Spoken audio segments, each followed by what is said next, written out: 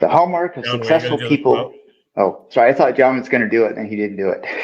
Oh, I don't. You read the quote once. Sorry. I thought you were doing it. I'm sorry. Yeah.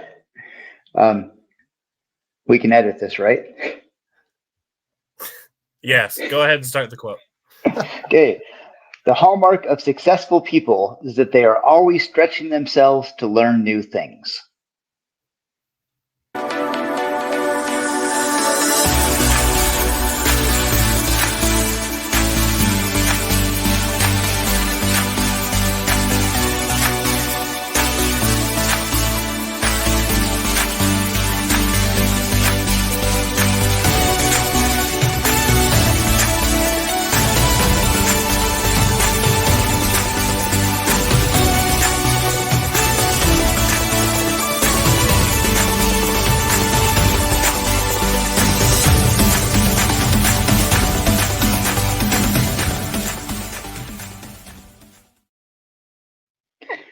Welcome back to Champion Reads, the online book club podcast where we discuss the best books by the best authors and the best principles to help us lead our best business, our best personal lives, our best lives in general, and best lives in specific.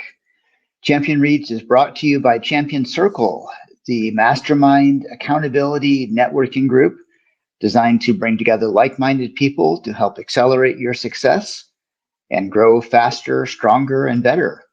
We're joined today by the founder of Champion Circle, a global mastermind leader, Mr. John Kovacs Jr., our executive producer, Mr. William Blake, dyslexic achievement coach, and myself, Ian Sturmer. I am a success support specialist. I just came up with that new title, and I'm seeing how it works. Today, we're going to be discussing the book Mindset by Dr. Carol S. Dweck. Mindset is one of those seminal books that if you haven't read yet, you definitely need to pick up a copy of. Thank you, John, holding up his copy there.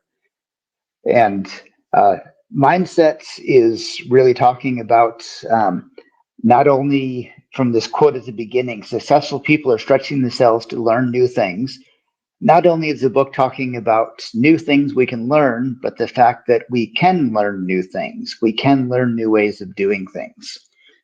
So I'm going to start out with a quick definition of mindset, because I always misuse this definition. I make it too broad. And I kind of confuse mindset with Stephen R. Covey's paradigm definition. And the paradigm is kind of like your overall view of the world and how everything works together. And he talks about shifting how we view those things. Carol S. Dweck, her idea with mindset, she's talking about two specific mindsets or types of mindset. She talks about a fixed mindset and a growth mindset. And I'm going to do just a quick definition of those. A fixed mindset is someone who believes that things are as they are. I'm either smart or I'm not smart. I'm either talented or I'm not talented. I'm artistic or I'm not artistic. And that's all there is to it. And maybe if I'm not artistic, I can practice and get a little bit better, but it really, there's limits around what I can do. And I'm stuck within those limits. A growth mindset means that we can change who we are. We can change how we view things. You know, if you're not artistic now, you can learn to be artistic. Doesn't mean you'll become a great artist no matter what, but you can learn to see things artistically. You can learn to see art around you. You can learn to be better at it and become a good artist. You know, a great musician, are they born with an innate ability to play music and hear it? Or do they practice until they're so good at it? And that's really what this book focuses on. From children through adults. Are we finding ourselves in a fixed mindset where we're trapped within this bubble and can't go beyond that bubble or that glass ceiling we create for ourselves? Or do we have a growth mindset where we can move beyond anywhere we want to? You know, the sky is the limit if we're willing to put forth the effort and learn that. So I'm going to give a first example and then kind of turn it over to my co-host here to see what they say. For many, many years, people believed that you could not run faster than a 4-minute mile. It was a scientific law that it could not be broken until a man named Roger Bannister came along and he broke that 4-minute mile. And since then, now it's college and sometimes high school students are breaking a 4-minute mile, something that even the greatest people thought could never happen just a few years ago, or maybe a couple decades now. So how does that idea of a growth mindset help us, or a fixed mindset hold us back? So I turn over to my co-host to get their input. To answer your question about how it can help us go forward and then hold us back, it goes back to my favorite quote. I've been using that a lot lately, of one of the quotes that I really like by Henry Ford. What he says is, whether you think you can or you can't, you're right. And in that frame of reference, you think about it, and it really comes down to your thoughts, because your thoughts lead to your words lead to your actions lead to your habits lead to how your character is, and your character determines your destiny. So a single thought has the potential of changing our destiny. So when it comes to a growth and fixed mindset, it really comes down to, can we do it? Is this something that I believe in myself? Is this something I believe in other people that we can do it? If so, you can. Or, I don't think people can do this. I don't think we can break the 4-minute mile. You're right. You can't.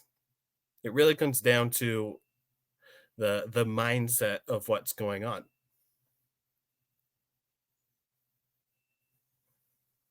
Mindset's such an interesting thing, and I love the examples and the ideas behind it, because it is what you allow it to be.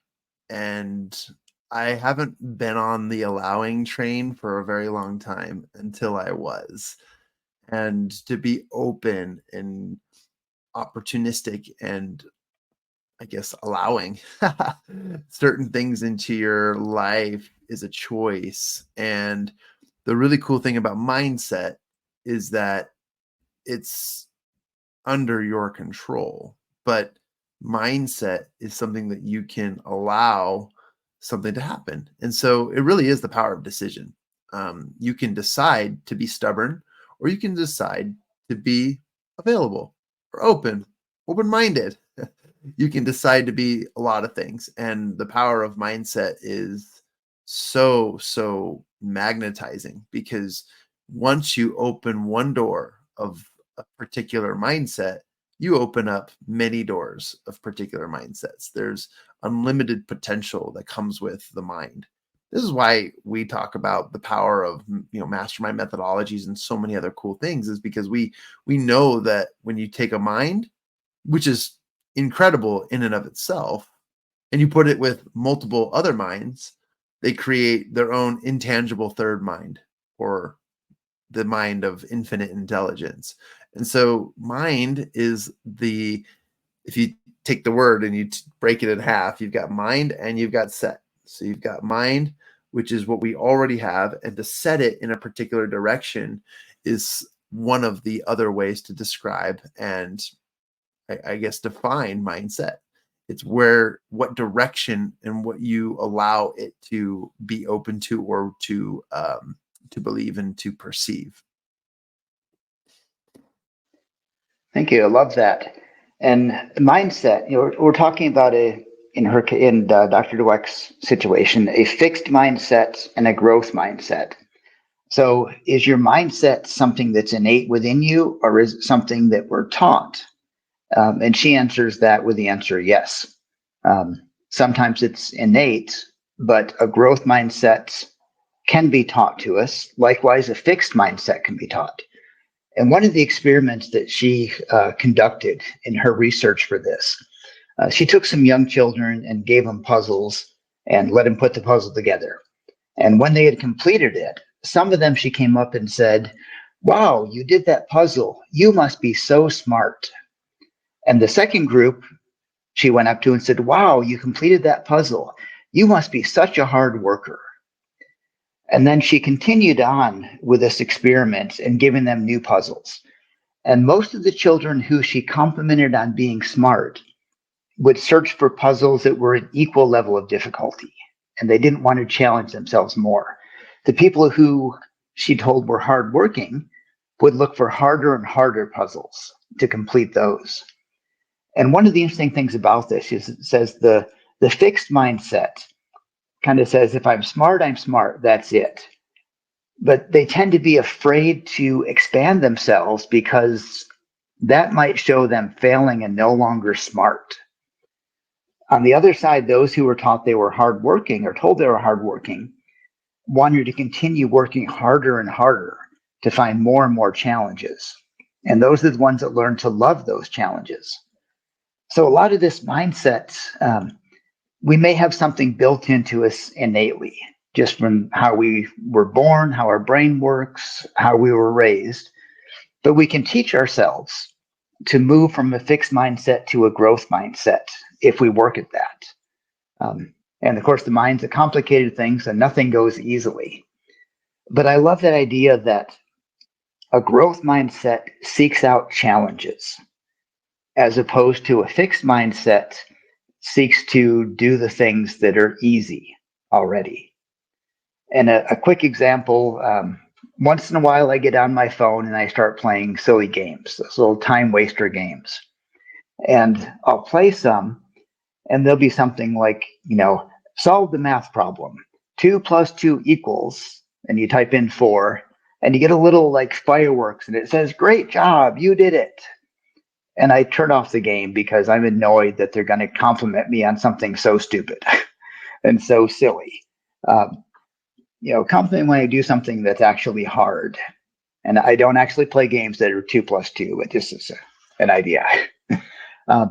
So I love that in the games that I'm looking for a growth mentality. I'm not always good at that, but I can see I want to get something harder. I want something more challenging. I don't want to have some instant gratification for something I didn't work at. And I think as we look in our lives, we should be saying that. Are we doing the same thing over and over again because it's easy and we get complimented on it? Or are we seeking to expand and challenge ourselves? And if we found things that we love and we enjoy and we're good at, and I'm going to turn this over to my co-host to find the answer for me here. How do we teach ourselves to seek a challenge that we might fail at rather than staying in that comfort zone? How do we move out of our comfort zone? Willie, looks like you've got an answer to help me out here. Yeah, for sure. I love this question because it goes with a video I saw from Gary Vee literally 30 minutes ago, right before we jumped on this. And it was him with a 10-year-old kid. And the kid asked if Gary would, sponsor him. And Gary's like, sponsor? He's like, yeah, will you sponsor me? Like, get a video with me so I can put on my channel. He says, what do you want to do it for? He said, to make money. So Gary's like, well, I can give you money right now. Kid stands there, looks around. Okay. Gary pulls out his wallet, hands him $10, hands him another 10, hands him 100. And the kid's like, awesome. Would you still record a video for me and sponsor me? And Gary goes into this principle that money is going to come, but unless you put in the effort to do it, it won't feel satisfactory. So Gary could have basically built his YouTube channel to get him subscribers because he made a video with him. But instead, Gary gave him some money and then taught him the valuable lesson of you're not going to feel fulfilled if you don't put in the hard work, put in the time to then create it yourself. He's like, go create it yourself, go do what you love, and just start adding value to get subscribers. And I love that because it rings so true with what we are talking about. That satisfaction that we are wanting, as my screen turns purple, goodness gracious, The satisfaction that we are wanting comes from the work that we put into it. Because when we put in that work, we know that we did something to get that result rather than just having a handout. Yeah, Rome wasn't built in a day. A baby didn't learn to walk overnight. And the world's greatest performers didn't just like magically have these powers and abilities. Rather, it takes time. And that's the problem, is people don't think that they have to put in the time. There are too many cheat codes, and there are too many easy schemes and things that keep people from believing that if I work hard at this, that I will get better at it. I have to tell you a story, guys. I was 18 years old and I still did not know how to snap my fingers. And I was sitting there in church in the pews, just doing the motions, just trying to figure it out. And I was, working at it and working at it and working at it. And this has been like weeks of trying to learn how to snap, because I wanted to snap. I thought that was cool. Everyone could snap. It was like whistling. Like everyone could whistle. I still can't whistle really well. I can whistle, but I have to, I cheat. I have to bring oxygen in rather than blow oxygen out for me to whistle. And I wanted to improve on this skill. So after tons and tons of practice, well, the pastor or the leader of the church got up and said, "Let us pray." And that was my final straw, because I had to stop trying before anything. And it got really, really quiet. And out of nowhere, I finally hit the combination. And it was the loudest snap of my entire life. It was glorious. It was so provoking. I was like, yo, we're praying. And I could not celebrate. But I just knew in my heart and in my mind that not only did I create a great distraction, some people even turn around and look back as if, something had fell, or there was a great smack, or maybe it was one of those poppers that people throw at on the ground during, the 4th of July celebrations. But it was loud, and I couldn't have been more proud. But I can't tell you that I can't just like take my hand and snap and know how to snap. It takes time. And so if you're going to have a growth mindset, you've really got to understand what growth really means. It takes time. Anything takes time. So the common denominator here is time. Okay. You've got to put in it. If you don't put in it, then you'll have a fixed mindset, which is I can or I can't. That's it. No gray. I'm there or I'm not. I'm it. I'm stubborn or I'm not. And it makes you sound like a robot. And you know what? I'm calling y'all out. If you are a fixed mindset kind of person, you are either a robot or you are stuck in what Napoleon Hill talks about in his book, Outwitting the Devil, as a drifter, because you are not open. Now, you can use fixed mindset belief systems to help you achieve certain things. And we'll get into that. And that's part of the complexity and the depth of Carol Dweck's amazing book here. But at a simplistic level, you're either growing or you're dying. And I believe that wholeheartedly. And I know I've gone completely off script and topic from really the book and the answer, but I just wanted to share that. Love that. Now, I'm going to say, if you're saying you're either growing or dying, you are or you aren't, that sounds like a fixed mindset right there, that it's an either or. But you brought up a really great point. You said it takes time to do these things. And I think that's one of the keys to understanding the difference of a fixed mindset and a growth mindset. A fixed mindset looks at the finish line. And am I passing this finish line? And a growth mindset looks at the journey to get to that finish line. And there's a great quote from Alexander the Great, or at least a quote talking about him. At the end of his life, says, Alexander looked across his empire and wept because there were no more lands to conquer. He finished it. He conquered the world he knew at that time. And then he was sad because the journey was over. He hit the finish line and there was nothing left. I think that's a definition of a growth mindset, that when you achieve your goal, I'm not saying you should be sad or weep about it, but when you achieve the goal, are you instantly saying, where's the next thing? What's the next thing I can do? Um, I think Lance Armstrong, the cyclist, had a similar one.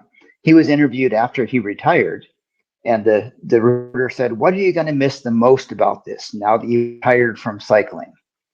And he said, the practices.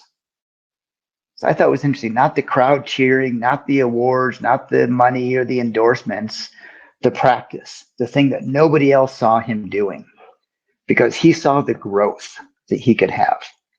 He didn't say, I'm already the best, I can relax now. He loves the journey, the building on it. And to me, that's kind of the core of the growth mentality, is I can get better, I can learn, I can improve. I can learn not only to snap my fingers, I can snap both my fingers. Just showing off, John. See? But finding that journey, finding that joy in the journey, that we hear that phrase all the time. So I guess, how do we teach ourselves to love the journey instead of just trying to cross the finish line? We all set goals. We all try to achieve those goals. We all celebrate those goals. But I'm kind of turn that over probably for our last topic in this round. How do we learn to celebrate the journey of what we're doing and the growth in that, while striving to achieve our goals? Yeah. What comes to my mind is actually consciously spending time to celebrate what's going on. Because I know for myself, and I'm sure for people who are listening, there are you out there who are just like me, to where it is difficult to celebrate and reward ourselves with something.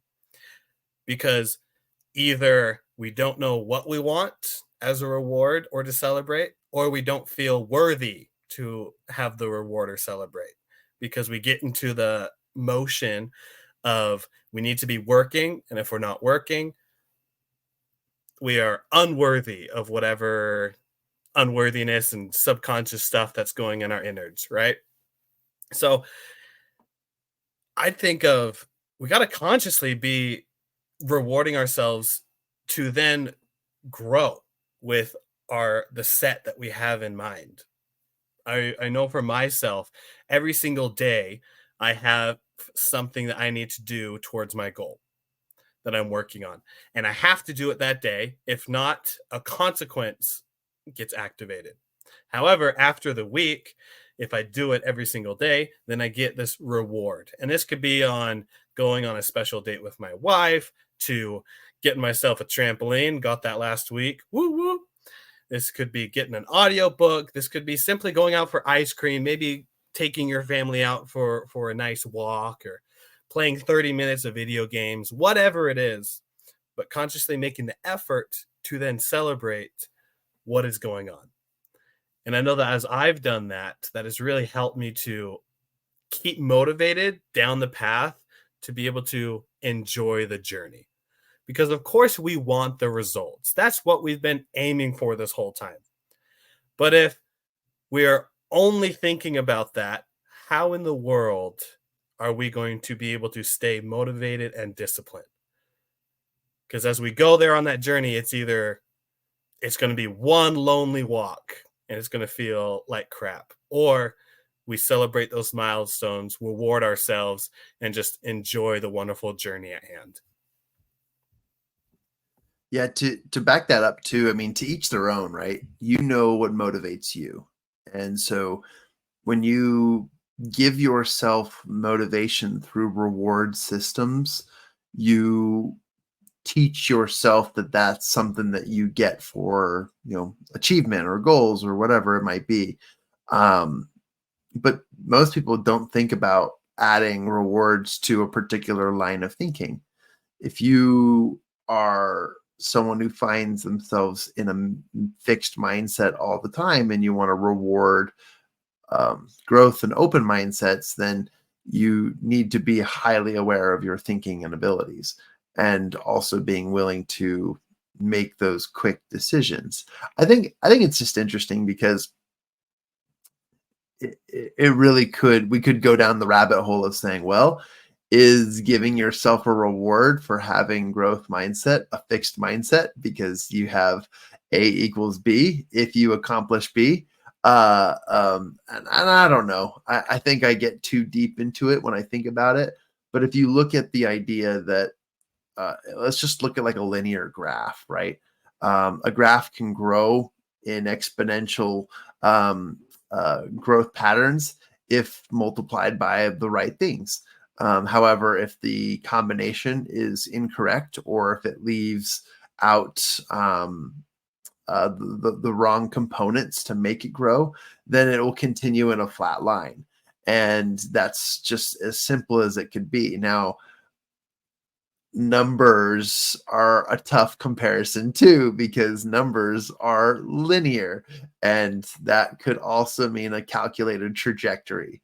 But they're part of the growth process. And so I think that when it comes to rewarding yourself or helping yourself or celebrating the wins, you need to be okay with the idea that your motivation should be built on the growth and not the accomplishment, because people want to reward themselves for getting things done rather than the path or the journey or the accomplishments that you want to achieve. So I think looking at it from a different perspective will be a quite mind-opening experience for you. So I get lost in the rabbit holes of these discussions, but I quickly just love the concepts, because if you pick up this book, Mindset, and you read this, Carol Dweck, right at the beginning, she gives you dozens of examples of mindset versus, closed offness. And I love her thoughts because she gives us tangible, practical advice. Yeah, love that. And as I was thinking there, the fixed mindset focused on really the ending. I said, okay, if you're skydiving, it's either a pass fail. You either succeed or don't succeed. There's nothing in the middle when you're skydiving. Parachute opens, you succeed. Parachute doesn't open, you fail. And that's all there is. But I haven't gone skydiving yet. But as I understand it, it's the falling part that's exciting. And it's when you land, of course, you want to be successful. But that's not the goal. The goal is to enjoy that journey as much as possible. And the idea of taking the growth in the journey and enjoying that, taking advantage of that time. I'm going to finish up with one little last example. Honored to have a friend of mine, Miss Patty Sipes. I'm going to shout out her book she just wrote called It's Upside Down, available on Amazon. And in this book, she talks about how she started putting together puzzles, those little jigsaw puzzles, and how she became to love those. If I can get my dyslexia and speaking out here, I might need to talk to William about some help on that one. So Patty Sipes talked about putting together puzzles. And part of it is the end. When you complete the puzzle, there's a bit of a joy there. There's an excitement in doing that. But she found so much joy in every piece that fit in, brought her more joy. Solving the little puzzle within the big puzzle, getting these pieces together, finding different perspectives. And she does a wonderful way of tying this into business life and success. But it's not always finishing the puzzle and getting that picture at the end, but it's learning, it's getting better. It's realizing you can do a harder and harder puzzle, feeling that sense of accomplishment, not just in finishing something, but knowing you're becoming better and better and better. And I love, there's good, better, best. We talk about that. And, we all want to be the best, but in some ways it's better to be better. We want to continually be getting better rather than be the best. And that growth, that moving, because once you achieve the best, sometimes we want to rest on our laurels and we just kind of stop with that. So I'm going to close off with that point, that enjoy the journey and grow and learn from the journey in that growth mindset. rather than a fixed win or don't win. And with that, we're at the top of our half hour. So I want to thank you for joining us today. I want to especially thank my co-hosts, Champion Circle founder, Global Mastermind leader, Mr. John Kovacs Jr., William Blake, dyslexic achievement coach, and all-around wonderful guy and inspiration to me, and myself, Ian Sturmer. If you've liked what you've heard from us today, then please like us. There's a little button right about there. If you hit that one, that will say like, and that will give us a wonderful sense of achievement in our journey that we're going on. And if you'd like to know more about us, you can also hit the subscribe button just underneath it. So please like and subscribe if you have enjoyed this. If you'd like to reach out to us with questions, comments, likes, dislikes, you can reach us at info@mychampionscircle.com through your email, info@mychampionscircle.com, or visit mychampionscircle.com to find out about the other great activities, masterminds, and things you can learn from us at My Champion Circle. So with that, thank you, and we look forward to continuing our discussion as we delve deeper into Dr. Carol Dweck's incredible book called Mindset. Thank you, and have a wonderful week.